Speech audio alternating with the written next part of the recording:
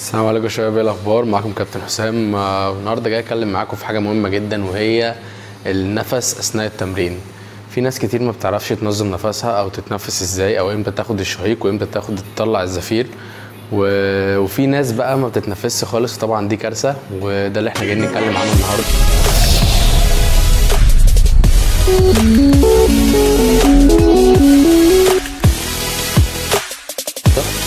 اولا العضله هي محتاجه اكسجين، يعني محتاجه نفس برضو، زي ما هي محتاجه مغذيات، فبتحتاج نفس، بتحتاج اكسجين.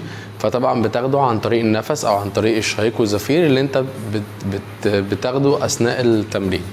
طب ازاي اخد الشهيق وازاي اخد الزفير بتاعي او اطلع الزفير بتاعي اثناء التمرين؟ دلوقتي حركه الشهيق بتكون صعبه شويه على الجسم، او بيعمل فيها مجهود، زي ان انا اخد النفس ببدأ اعمل مجهود شويه عشان اخد النفس، لما اطلع النفس بيكون اسهل شويه، ما بتحتاجش ان تعمل مجهود جامد، فبتطلع النفس اسهل. فاثناء التمرين بنعمل الحركه السهله مع الحركه الصعبه، يعني ما بناخدش حركتين صعبين مع بعض. ازاي؟ يعني مثلا انا في العده اللي هي في الموجب بتاع التمرين او في البوش مثلا بتاعي، انا بطلع الزفير، وانا نازل في الحركه السلبيه او السهله باخد الشهيق. تمام، تعال اوريك مثال على كده. دلوقتي هو انا قاعد على الجهاز مثلا وبلعب باتر فلاي، فدلوقتي انا خدت النفس،